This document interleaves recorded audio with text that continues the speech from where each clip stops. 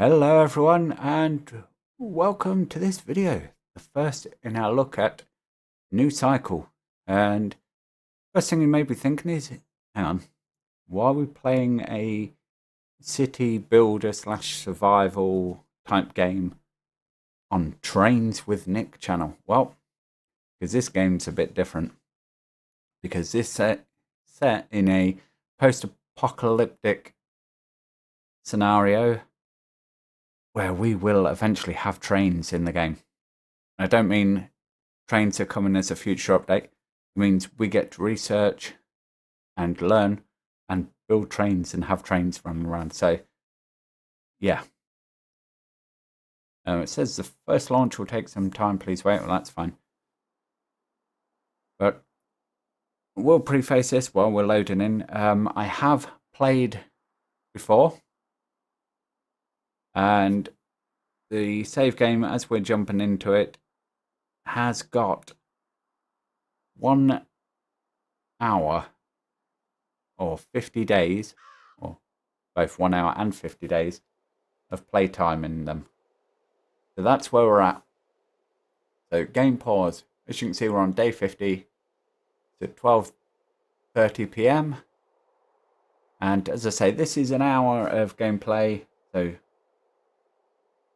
let's unpause and yep, we're on game 1 speed.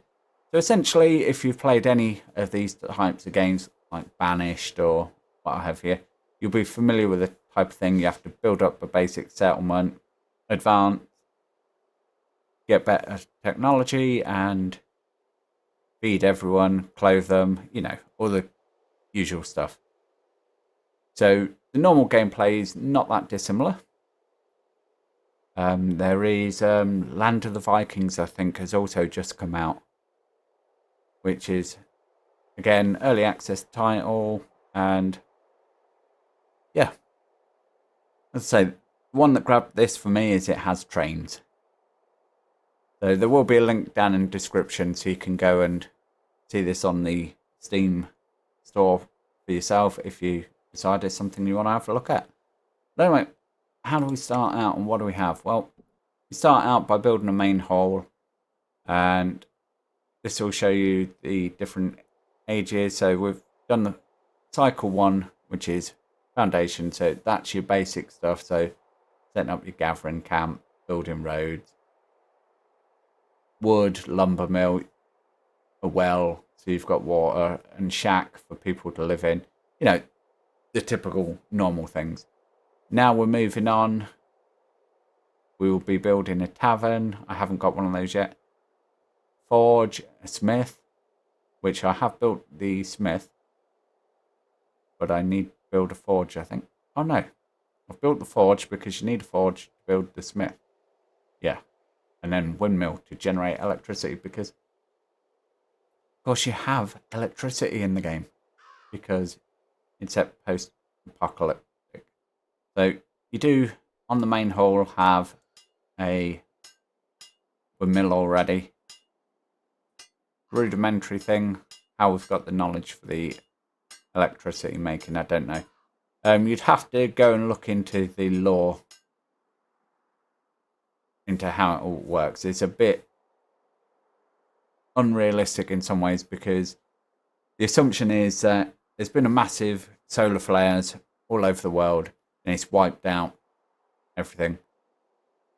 And you think, well, how have people survived if it's even flattened and wiped out all the homes and all the infrastructure that exists, you know? So it's like, how does that all get wiped out, but we've still got people?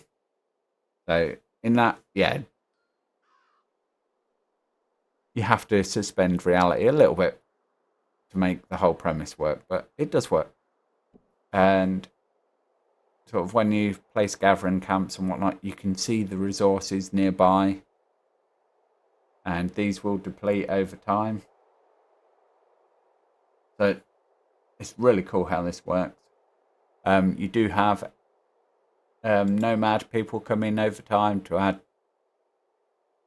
to your settlers, which again is all pretty much as normal, as you'd expect. With it says 0 out of 40, so essentially we've got 40 people, and we've got 0 free. So all 40 have jobs to do, which kind of leaves us with a sticky situation, because how can we progress if we've got no free people? So I haven't actually looked at this myself, so you can see we've got good stockpiles of raw food and simple meals. Population's climbing nicely. Would like it to grow a bit quicker. Storage summary. Yeah, I built an extra storage building, as you can see then, and that boosted it massively. And electricity, likewise. I built a windmill there. So we're doing okay on everything. You hover over stuff up top here, it tells you your consumption and production. So we're in summer right now, so I'm going to let it use mushrooms to make the basic soup. One thing I wish, though, is we have these soup kitchens, and that one's inactive at the minute. So the efficiency does go down on inactive buildings, as you can see. So we'll have a 20% reduced efficiency for 5 days when we start using that building. But it will be okay. The problem is I can't use it at the moment because we've got no spare people to work in there. And unfortunately, the soup kitchen doesn't allow you to, or at least what I found, doesn't allow you to choose a different production between buildings. So I would like to do fried meat in one and mushroom soup in the other.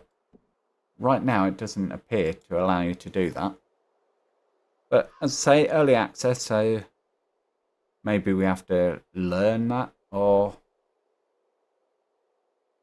I don't know. But we'll take a look at the wider area that we're in.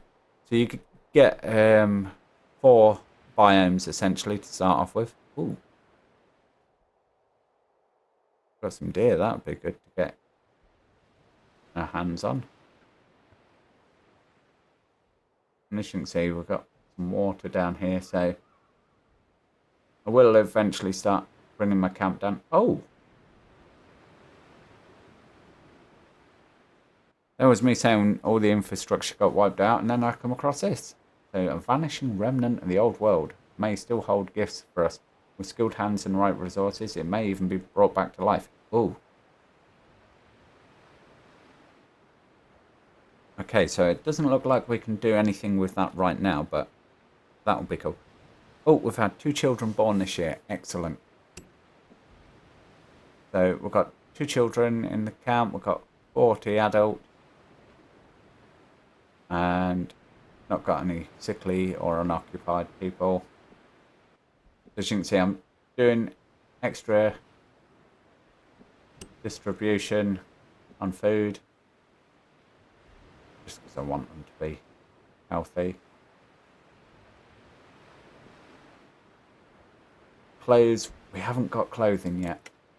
If we have a look at our tech tree, which is over here, so we've got all of these, and then when we progress into the new era, we'll have vocational training, cultivations, surveillance, building, statics, mine surveying, and weaving.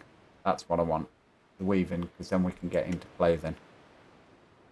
Because people literally just have the clothes on their back right now. I'm guessing the people who are, or the kids that are born, just have clothes. Man, you're good after all. And we can follow people. See how they're doing. So he works at the gathering camp, which is over here.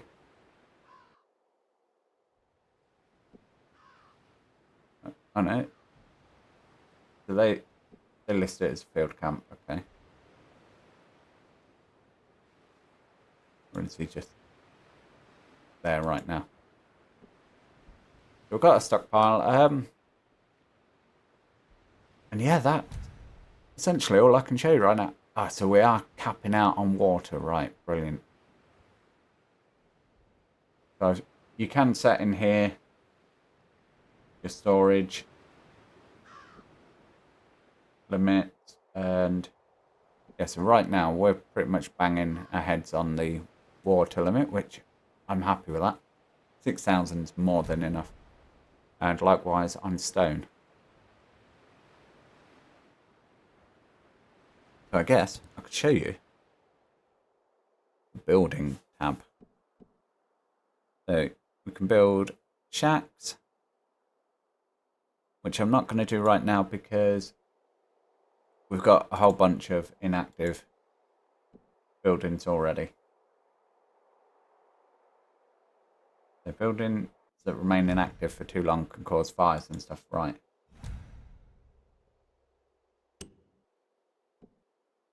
So what I might actually do is demolish a couple of these shacks.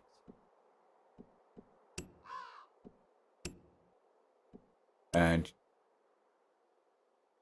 you don't get as much resources back as you give out. Right, oh. So, year 2. So, year 2 highlights. So, 0 people died. Yep, 3 new people joined from the outside and 8 births took place. So, in the wake of recent events, total population increased by 3 this year. Well, it should have increased by 11, but okay. Renewable sources replenished by 94% based on yearly precipitation. So water production was more than consumption, yep. And ration production was more. Excellent. So yeah, you need the rains to come and stuff to replenish your wells and all stuff like that. So it's really good in that. I'm running out on easiest level, so we won't get many disasters and stuff. But you can have fires or disease and stuff. So it's not all just straightforward build, grow, done and done. Which I really like about it. Let's say I've gone on easiest for this first playthrough just because I wanted to get trains, but right. So,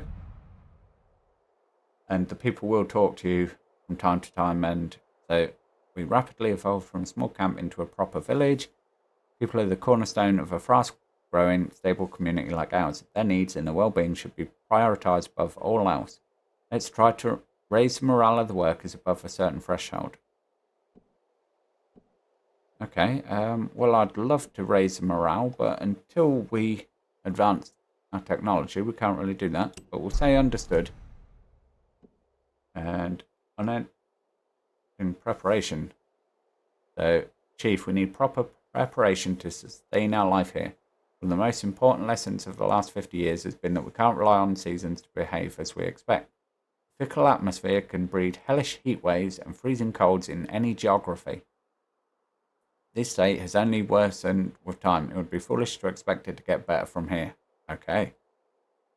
We need to stock up on our essential needs, or at the very least on food and water. This helps us to cope with extreme seasonal cycles, as well as whatever else pushes us to desperation. Though we can't be ready for everything, we can at least try and secure our current well-being. So stock 5,000 water and 1,200 simple meals. So we need to make use of what little we have, or we can prepare the stockpiles. Well, we'll prepare the stockpiles because we're there. So we've got to increase worker class morale above 70%. So there you go. We've already achieved the objective for preparation. Life in regulation. So our transition to settled life will bring with it dozens of issues that need to be resolved. Rules and regulations will be needed to keep everything in order and running smoothly.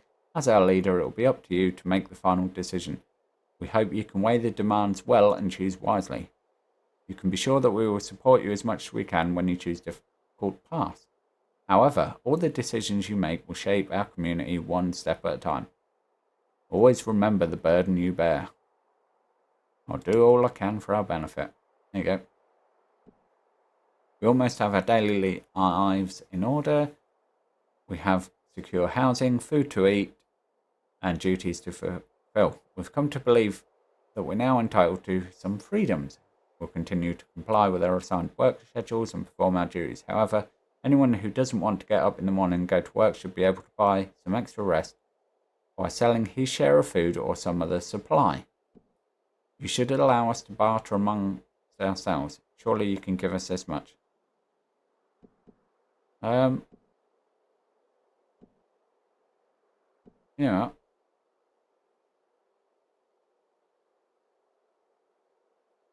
Yeah. All are free to trade what is rightfully theirs, fair enough. And everything should be regulated and under control. No, you can't regulate everything, I don't think. That's not a way to have a good society, so I'm going to allow them to do that. There we go, new regulation, barter rights. There you go, we've increased worker class morale above 70 by doing that. And we've got our stockpiles of stuff. Excellent. Right. What I'm going to do is I'm going to start creating meat for a while. What I'm going to do is turn that one down. And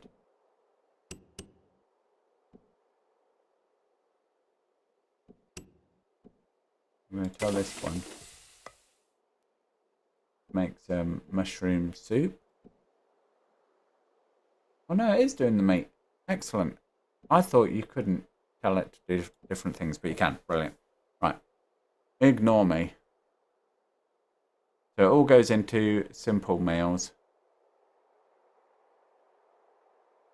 It says current production 0, but I'm guessing that will refresh after a day. It just needs to understand what we're doing. Right, excellent. So, we're into spring. Yes. And 2 children have been born. We've got 4 children now. When they become adults, we'll be in much better position. Right, entertainment. What can we do about entertainment? So we've got our resources, production. Done that, utilities. We have the stuff to build a tavern. Let's build a tavern.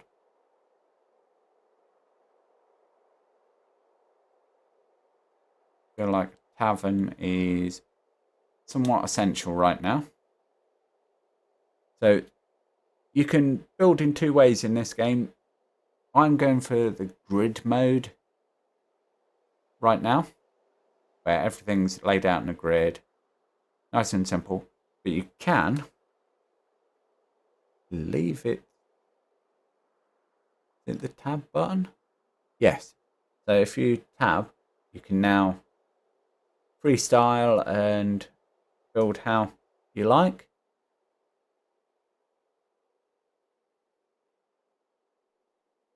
I prefer the grid for this playthrough, but we'll build a more flowing place in another playthrough if we get that far. As I say, ultimately, I'm just here for the trains.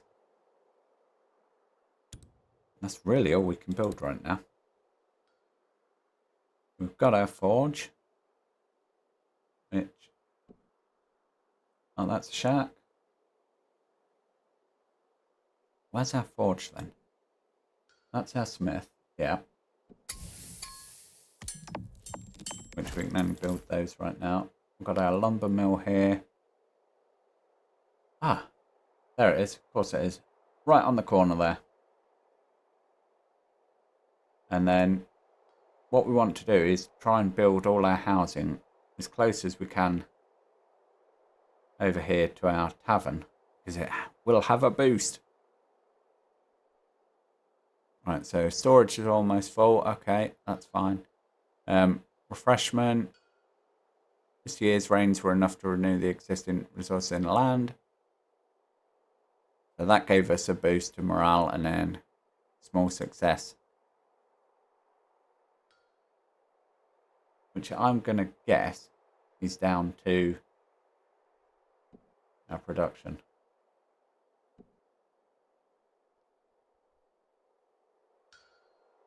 Got no iron there. What we really need is more people, so I'm going to speed up.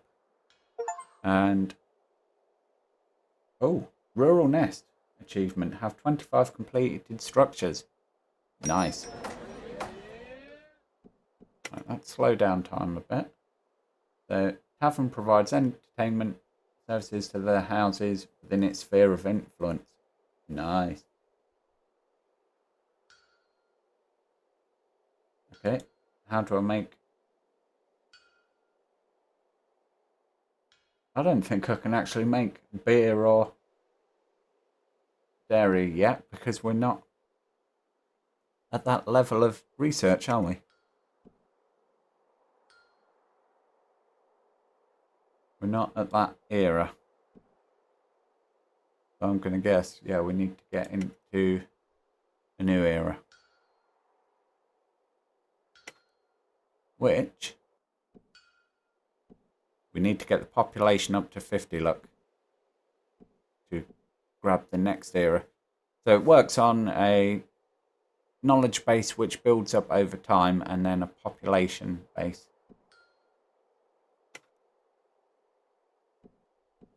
So, as I say, I'm going to speed up and I will come back to you in a moment.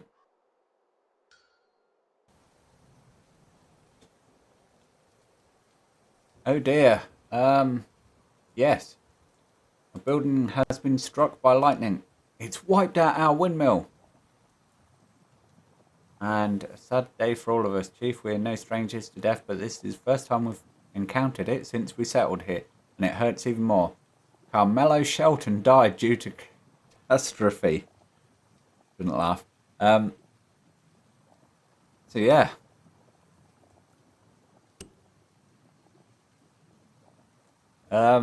Yeah. I'm guessing poor old Carmelo was walking by when lightning struck. And yes, wiped out our windmill. Killed one of our people, and yeah, has lowered morale. So as you can see, we have got a storm going on right now. And the irony that it's yeah, producing more efficiency for windmills. You know, the very thing that just got wrecked. So, you know what? Nothing for it, but we're going to have to build another windmill. Unfortunately, instead of our population growing, the storm has meant our population is decreasing. We are coming into summer now, so hopefully that storm will soon abate.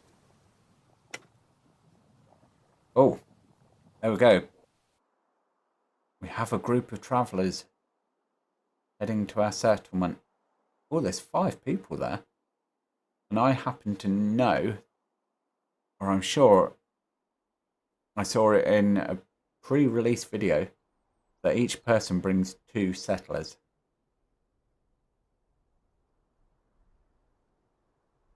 Which, if it does, that's great news for us. That picture of Carmelo, just to rub it in. Cheers, game. But anyway, we're going to follow these people as they make their way into our settlement. I think once we've got the people, we are going to build another storage area, because we're kind of running out of storage. So here they come into our area. So the more our settlement grows, the more attention we'll get from passers-by, and the more people will be willing to join us, both more frequently and in larger groups, which is what's happened. I've had people trickle in, but this is first larger group. Oh, so we're only going to get +5, so they must have updated that now. So we've got a powerful.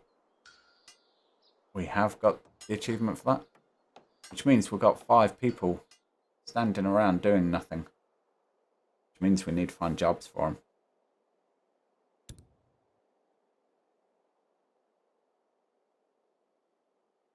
What I'm going to do is build another stockpile.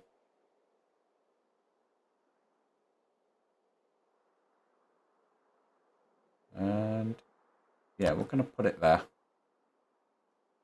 And then oddly in residence is where we find our roads.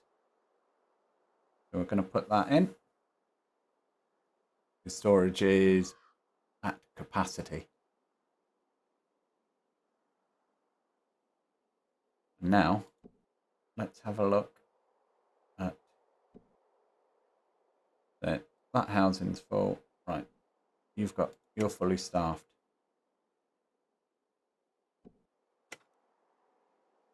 Just gonna go through and find some jobs for these people because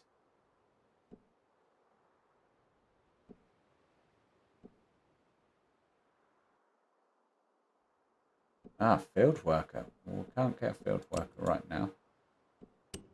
Let's increase our workers over here, and I believe that no, it's not that one. There's a camp somewhere further away that use the workers right here. You know what? Actually, no. Let's put one in there. And we'll put an additional cook into our soup kitchen. As you can see. We're proud of you, the innocent. Poor old Lacey Wood bringing in the stuff. Build our stockpile.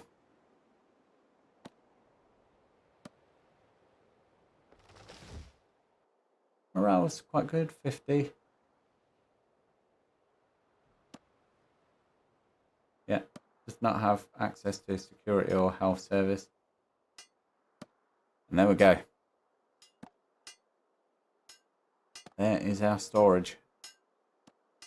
We can build as much as we like.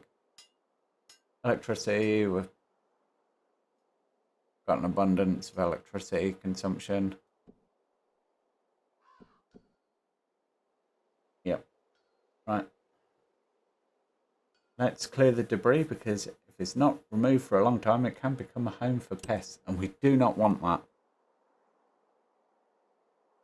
So yeah.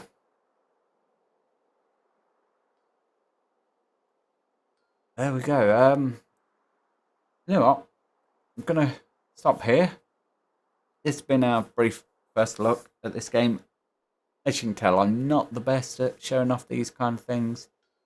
There's not been a whole lot to do and show off, but I think I've covered all the basics for you. And let's say we'll do another video when we get to our next development in the tech tree, and we can have a look at that. And cannot wait until we get to trains, which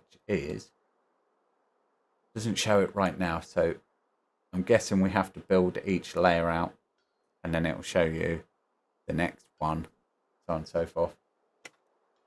So yeah, hopefully you have enjoyed this video. As I say, I know it's a bit different from what I normally do. Hopefully you guys don't mind that too much. And yeah, with that said, I will catch you in the next one. Bye for now.